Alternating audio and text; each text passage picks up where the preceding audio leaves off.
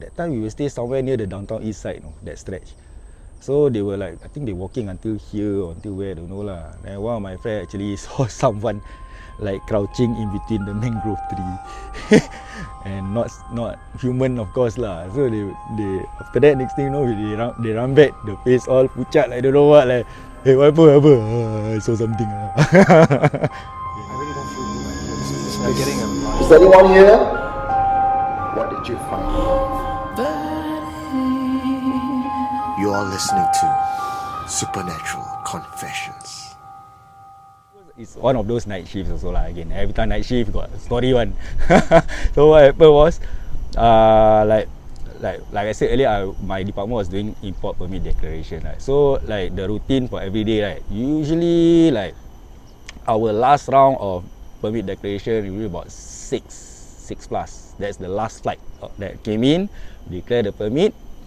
Then once done, what we do is we segregate that those need to be delivered next morning, and then those that don't need to deliver but maybe need the customer service side to advise the customer, okay, your shipment ready, permit all ready, when you want to be delivered and things like that. So at the end of the night, usually like we will bring those that need to be delivered straight away to the transport department. Those that not supposed to be delivered, we bring those documents to the customer service. So for our side, we have a key for the customer service office. So every night before the morning shift come in, the documents will be already in the department, things like that. So that night I was in charge of that lah. So I brought the document like about this high. So go to the document, the other office, which is about 4 or 5 units away. The situation of that office is like when you open the door, right, you will see a wall. So the wall got our company logo lah. So I go in, I see the wall, I have to like turn to my left, then make like a short U-turn, then walk a bit further, then there's a table for me to put the document. So what happened while I go in, of course at night nobody around, lights were off lah. So I have to on the lights, lights on, okay. So I go. So the moment I was turning to that wall, I saw this girl rushing. So I was like shocked lah. Fuck, like she suddenly come to me. I was like, hey. Then I say, oh. Then I was like, sorry. So I wasn't bumped to her, but she never say anything. She just nod and smile. So okay lah. So I just act blur, put the document. As I walk back, I think back. Hey, this girl I never see before. Cannot be new girl at work alone, but she might not know what to do. That's number one. Then what triggered me was, the office was dark. What would a girl do sit alone early in the morning in the dark? I was like, okay, never mind. Don't want to think anything. Go back to my office. I asked the rest of my colleagues, hey, this week got any new girls come in? And they say no, but the newest girl that came in also was like a month ago lah. You also know who? They tell me. Okay, so no more. Then why?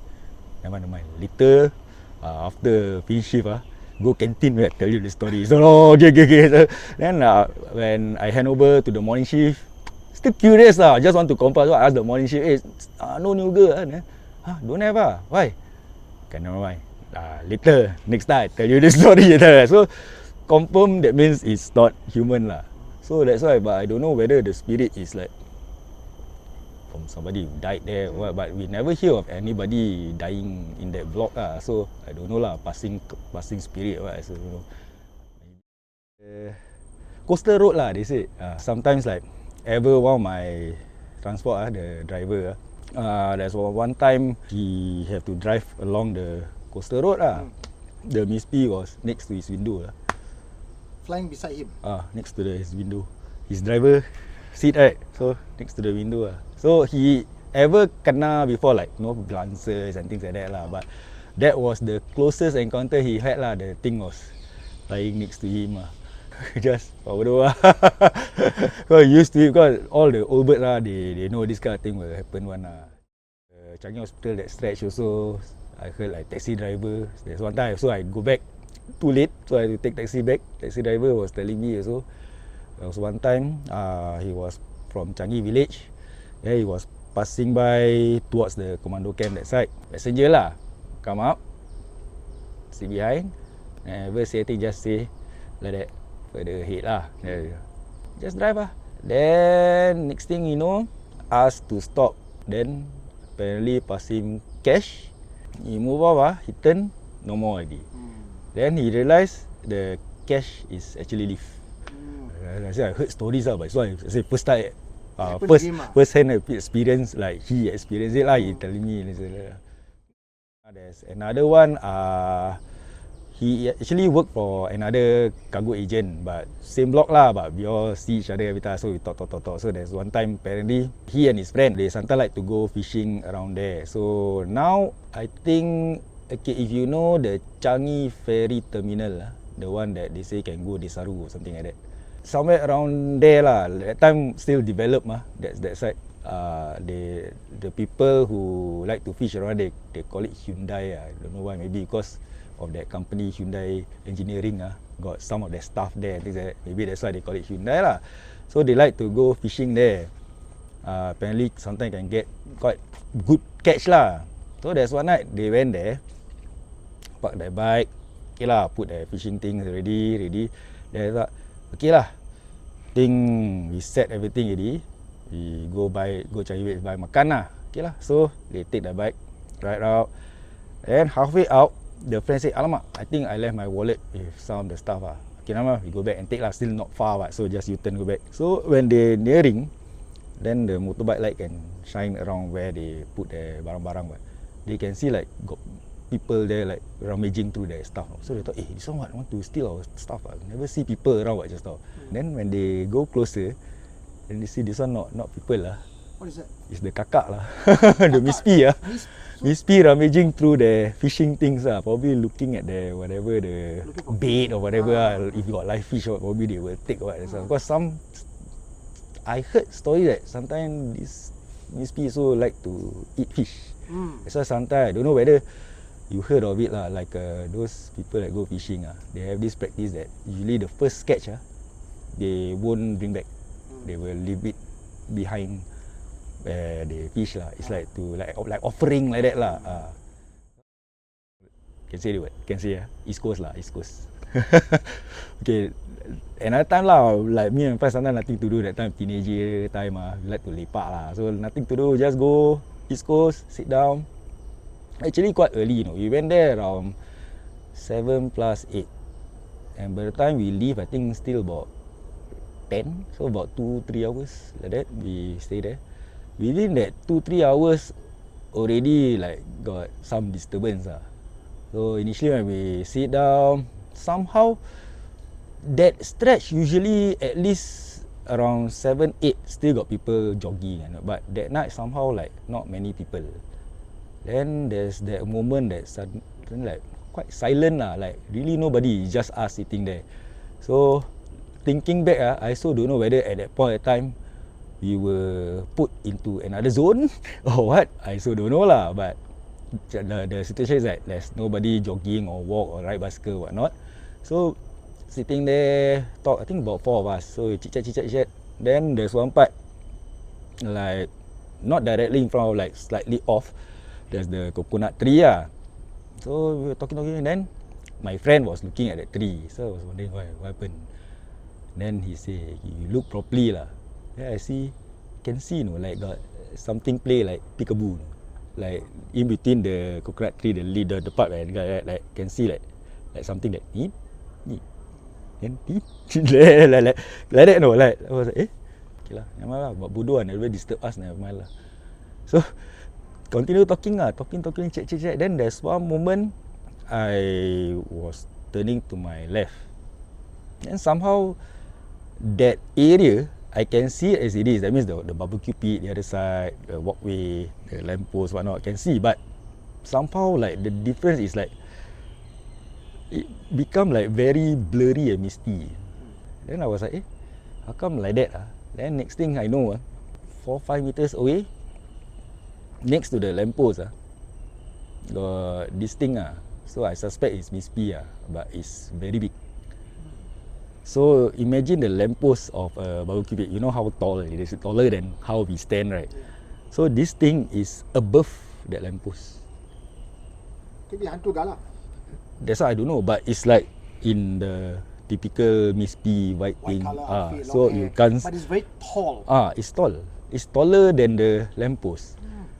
Then because of the her upper body, I mean this part is all above the lamppost already, right? So I can't really see the face. But can see like the typical people you see like long hair. Can't see the hands or leg also lah. So it's just like the thing like white. Then can see the hair a bit. Then I can't see the face ah. Then I was like looking at it. It's not real or not real? That kind of thing. Then my friend tapped me. He say, hey, why? I turn Then I turn back. Oh, no, gone already. Possession. I was possessed once when I was a kid. Wow, you never say this. Since you mentioned, okay lah. I don't know how I got it, but what my family told me that probably there's one acquaintance of my dad. His family actually, he have this polong or like sucker like that lah. That means they have spiritual beings that they so-called like make it like pet like that lah. Somehow one of their pets go and possess me. What happened was like suddenly I become like very, how to say, like don't want to go to school and things like that. Even if I go to school, suddenly out of the blue I like become agitated, go and bite my teacher all apparently. This part what my mom told me lah. And you have no recollection of this? The biting part, no, but certain parts that I remember is that there's one of the days that I don't want to go to school, to a point that my mom had to drag me to school, literally drag me. So people back in the days, of course not like now, you see like a parent go and drag the kid, of course they will say, hey, child abuse, but back in the days people so like just look and see like that only lah. But so actually that part I can remember I was being dragged. But like I can remember bits and pieces lah. So there's one part whereby the moment that the whatever that is possessing me is going out, that one I can still remember. So there's what I remember was, again I was in that mood there try and shout here and there like don't want to do anything, things like that. So what happened was I was running to the front gate. And apparently I was crying out the acquaintance of my dad, the name. I was calling out his name. This one I can still remember very clear lah. The moment that I think the being or what go out of me, I was like holding onto the gate.